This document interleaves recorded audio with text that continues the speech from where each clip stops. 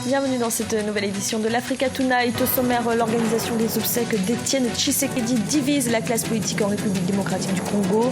La date du rapatriement du corps de l'ancien leader de l'opposition n'est toujours pas fixée avec certitude.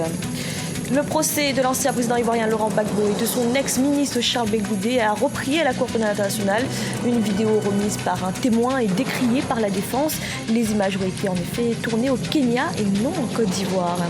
Les congés forcés dans les écoles guinéennes, une interruption des cours décrétée par le gouvernement, mais très mal accueillie par les enseignants et les parents d'élèves.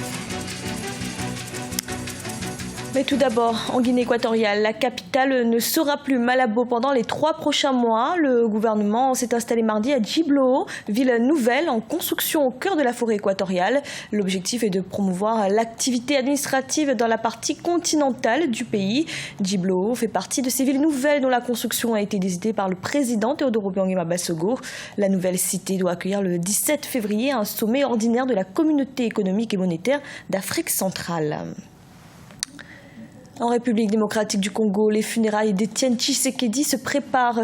Mais l'UDPS, le parti de l'ancien leader de l'opposition, et le gouvernement sont en désaccord sur l'organisation des obsèques.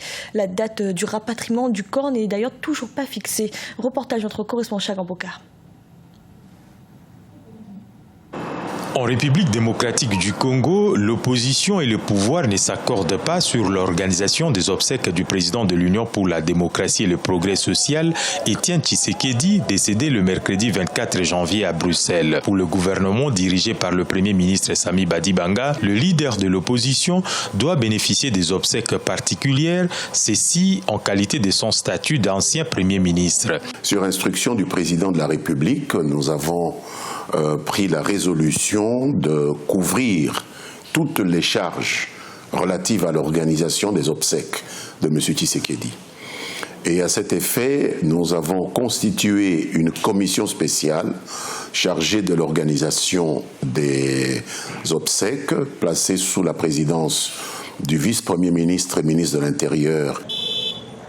Pour le parti d'Étienne Tshisekedi, c'est un autre son de cloche. Des conditions sont posées avant le rapatriement du corps de leur président. Au cours d'un point de presse tenu ce mercredi 8 février au siège du parti, le secrétaire général de ces partis a rejeté l'offre du gouvernement et en a appelé à la mise en application de l'accord du 31 décembre avant le rapatriement de la dépouille du président du Conseil national de suivi des accords. L'UDPS ne reconnaît aucun autre comité parallèle, notamment celui rendu public par le porte-parole du gouvernement.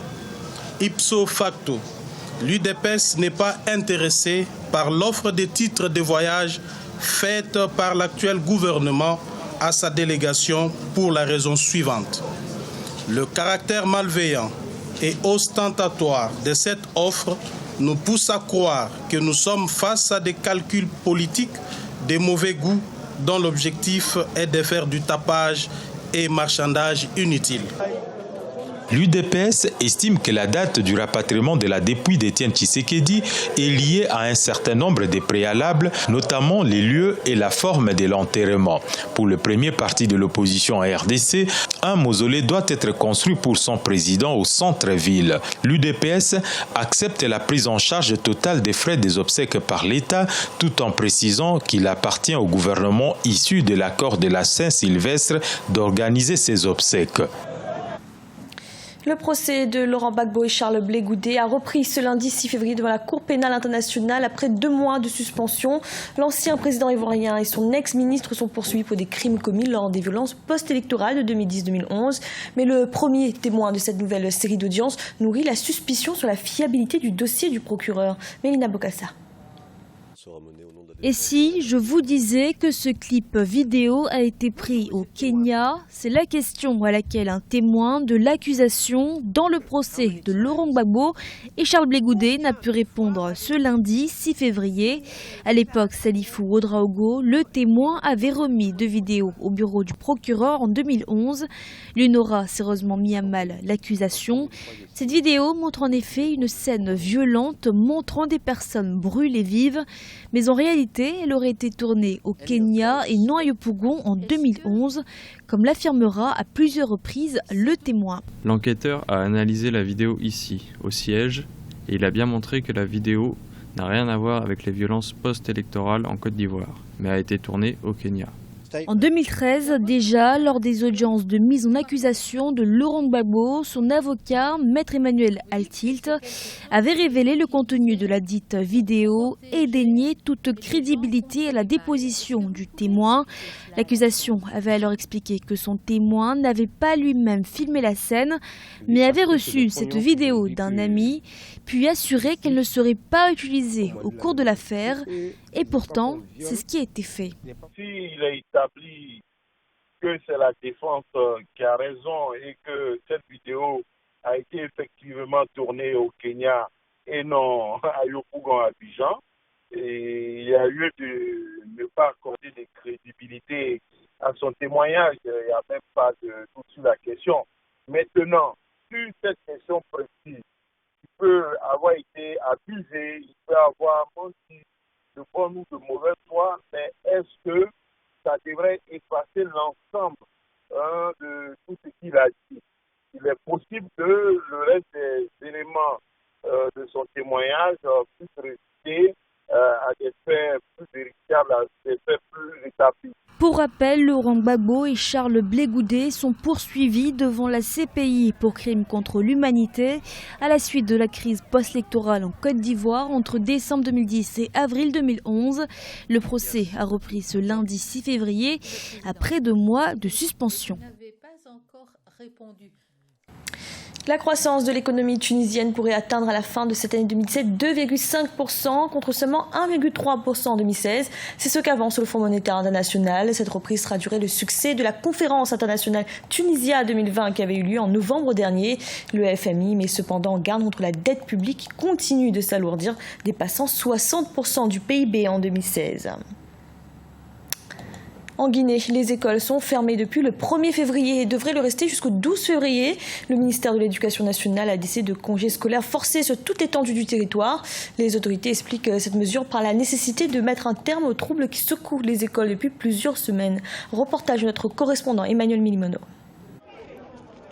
C'est contre toute attente et à la surprise générale que les élèves, enseignants et parents d'élèves ont appris un congé obligatoire de 2 semaines en pleine année scolaire. Dans un communiqué conjoint du ministère de l'enseignement préuniversitaire de l'alphabétisation et celui de l'enseignement technique et de la formation professionnelle, le motif est clair, permettre aux enseignants nouvellement recrutés de rejoindre leur lieu d'affectation. Un argument jugé trop léger aux yeux de beaucoup d'observateurs. Pour ce manque d'enseignants-là, ils le savent, mais n'ont pas été clairs avec le président de la République. Il faut dire au président ce qui ne va pas. Ce manque d'enseignants-là, il est criard. Cette mesure coïncide avec le lancement d'une grève de 7 jours déclenchée par une coalition de 10 centrales syndicales le 1er février 2017. L'école est perturbée ces dernières semaines par des mouvements d'enseignants mécontents non recrutés à la fonction publique. Il s'en est suivi un boycott des classes qui entraîne les élèves dans les rues et occasionne des violences. Pour les parents d'élèves, le défi se pose désormais sur le rattrapage de tous ces jours perdus. Si les cours-là ne sont pas rattrapés, on se lèvera. Et en se levant, ils verront 1001 structure derrière nous, parce que c'est toute la Guinée qui est fâchée aujourd'hui contre eux. Un système ne se gère pas par humeur. Face à cette situation, le gouvernement a jugé nécessaire de renvoyer en congé forcé des élèves qui, depuis plus de 2 semaines, n'ont cessé de manifester dans la capitale et certaines préfectures du pays. Ils exigeaient notamment la présence des enseignants dans les salles de classe désertées par des enseignants contractuels non admis au dernier concours de recrutement à la fonction publique. Et sachez que le Kenya a perdu 17,7 milliards de shillings en 2016 en raison de la cybercriminalité. Le pays serait ainsi la nation africaine la plus touchée par ce phénomène. La cybercriminalité a ainsi coûté au Kenya 0,28% de son produit intérieur brut, contre 0,07% en moyenne pour les autres pays du continent. Principaux facteurs, la faible prise de conscience du danger posé par le fléau et la faiblesse de l'investissement dans la cybersécurité. Ce journal a été réalisé par l'ensemble de la rédaction. Merci de l'avoir suivi. Retrouvez dans un instant une nouvelle édition de l'information.